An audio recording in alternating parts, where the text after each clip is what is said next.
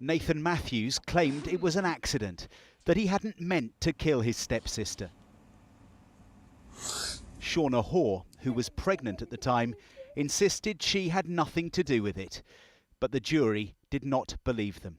It took them just 3 hours to decide the pair had conspired to kidnap 16-year-old Becky Watts and that they killed her in a sexually motivated attack. What leads someone to kill their own stepsister? Please watch the rest of the video to find out.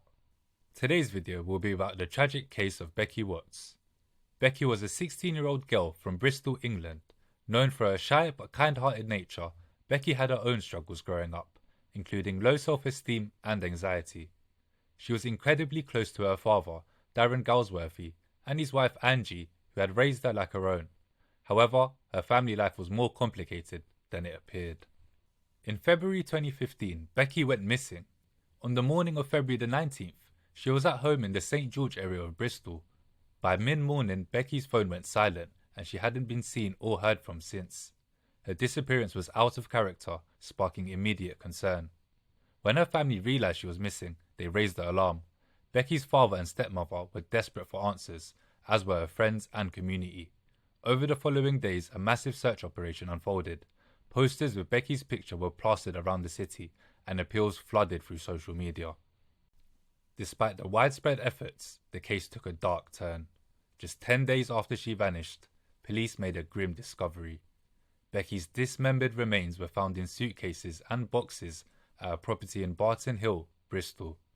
This horrifying revelation sent shockwaves through the country. The police investigation quickly identified two suspects, Nathan Matthews, Becky's stepbrother, and his girlfriend, Shauna Hoare. The pair's involvement shocked everyone, as they had initially appeared to be cooperating with the search efforts. Nathan Matthews confessed to killing Becky during a police interview, claiming it was an act of manslaughter. He stated that he had intended to scare her as part of a plan to teach her a lesson. According to Matthews, things spiraled out of control when Becky resisted. He smothered her to death. However, the evidence painted a much more sinister picture. Prosecutors argued that Matthews had a disturbing obsession with young women and had planned to attack Becky in advance. His chilling internet search history included phrases like kidnapping scenarios and dismemberment techniques. His girlfriend, Shauna Hoare, on the other hand, denied any involvement in Becky's death, but evidence placed her at the scene and implicated her in the aftermath. Text messages between her and Matthews were uncovered, filled with disturbing jokes about kidnapping and harming young women. In court, the prosecution presented a harrowing timeline of events. They described how Matthews had lured Becky to his home, killed her, and then with his girlfriend's assistance, dismembered her body to conceal the crime. Nathan Matthews was found guilty of murder and sentenced to life in prison with a minimum term of 33 years. Shauna Hoare was convicted of manslaughter and sentenced to 17 years behind bars. The court described their actions as calculated, cold, and utterly depraved. I'll now proceed to play you a 10-minute clip of Nathan Matthews' police interview. Is being recorded at Patchwood Police Station in Bristol. It is now Tuesday the 3rd of March 2015 and it's exactly 12 midday. I'm DC 3302, Marie Stephen, and the other police officer present is DC Mark Luther 2702. Nathan, can you give us your full name? Nathan Charles Matthews. Thank you. And your date of birth? The 9th of the 1st, 1987. Thank you. And the other people present in the interview are? Robin Rowland on behalf of Crossroads Solicitors. And Liz Warlock, appropriate adult. Thank you. So Nathan, we've had a short break. Perhaps if I just flag up for the recording what this interview is about. It's about the kidnap and murder of Becky Watts. Over the last couple of days we've had 4 recordings. The last was a very short recording and I know you needed to have a break then. I explained to you this morning why we needed to, rather than simply take at face value the written statement that you have given to us last night, that we need to explore what you've told us some more. I know that was difficult for you first thing this morning, but that's what we need to carry on and do, and ask you some more questions. Can you rephrase I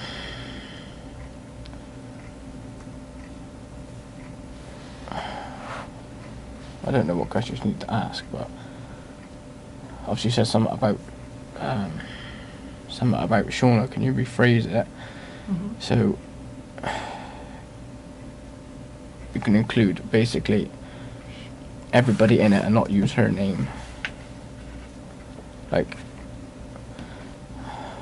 Do you want me to say I think, yeah. Like- the other person? Is it just saying the name? just include everybody in it. Like, Yeah. obviously she's in.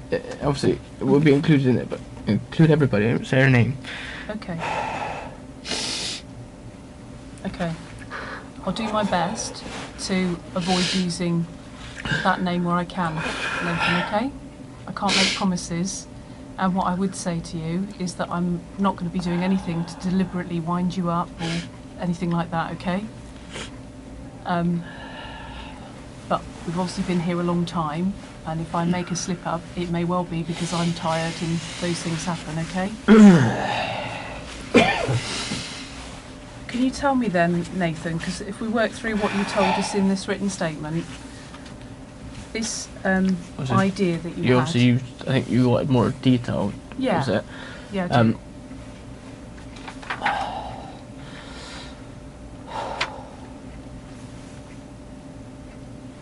Obviously, I should be able to go into more detail. Remember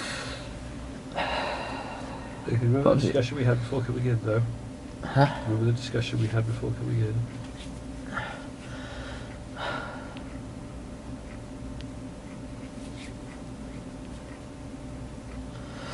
I don't know. There are a couple of Are you ways... gonna have to? Are you gonna have to read that statement? There are a couple of ways we could get around 'Cause- this. Obviously, I don't want that to be read to someone.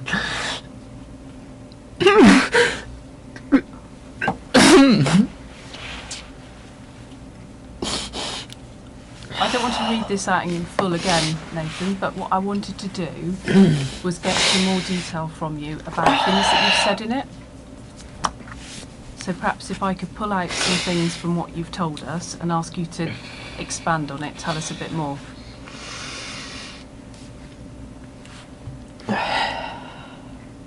Does that sound all right? How about if we start with this idea you had about scaring Becky?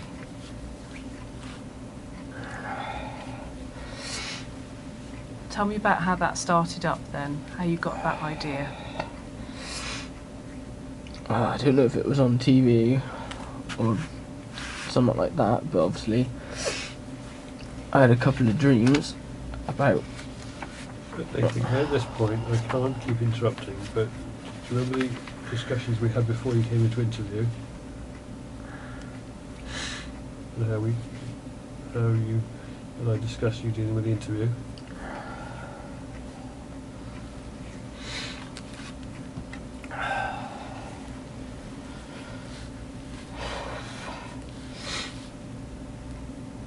Alright, what was the question again? About the idea that you got, and you said it might have been something on TV or you had a dream. Well, obviously I came up with the idea to scare her, because, like, to try and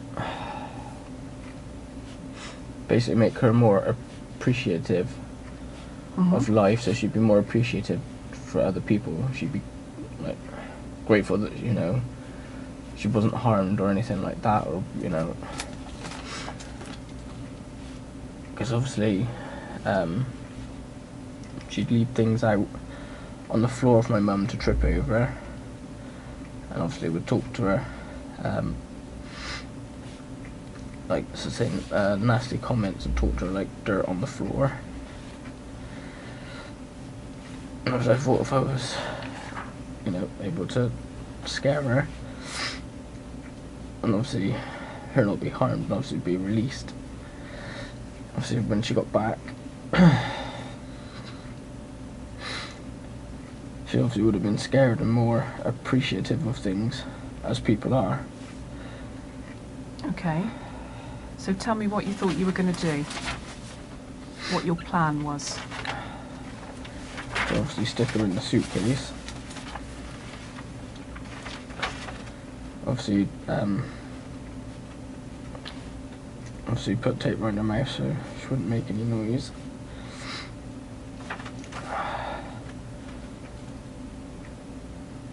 And then I don't want to interrupt you, Nathan, but just one thing, it might be difficult to hear this later. Do you reckon you could speak up a bit? obviously, the plan was obviously once I got her in the car to make up something to say to Shauna, obviously I had to leave, like to help someone or do something or something.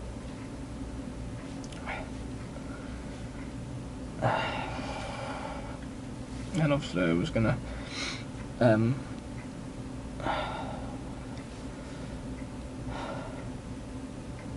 was thinking of like a wooded area or whatever to obviously take her back out, to obviously still have the mask on, and obviously like scare her and, you know, say something along the lines of, you know, you've got to start treating people better, you know, not being a bitch or self-centered, and then like make a threat of or this could happen again or worse or something like that. And obviously I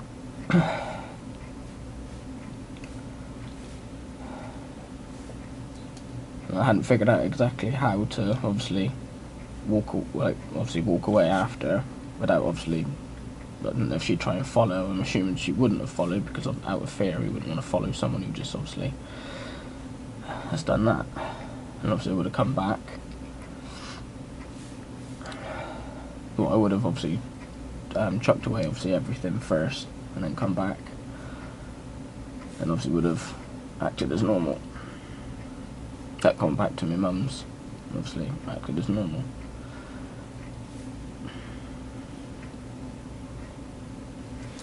So when did you think all of this up? I can't be certain. I'm no good with dates. I've said this repeatedly, and days muddle into other days. I don't have a specific memory of coming up with it, but I remember thinking about it a couple of times. Just basically trying to think of ways to, because obviously she won't listen to me about leaving shit on the floor for my mum to trip up on. She doesn't listen to her dad about it. Just trying to find a way of making her actually listen. Had you had a conversation with her soon before that? I can't remember when I last saw her. Like I said in the statement, it could have been Wednesday when we went over, or it could have been the Monday before. It depends on when she was in and when she wasn't in, and if she was in, it depends on when she would have come down. Nathan, do you think you want some legal advice at this stage, given that this is going differently than we discussed? I don't know, probably here. Okay. It's 12:11 p.m. I'd like to offer my condolences to Becky's family and say RIP to Becky Watts. I sincerely hope something like this never ever happens again. Thank you for watching. Please be sure to like, comment and subscribe, as it really helps the growth of the channel.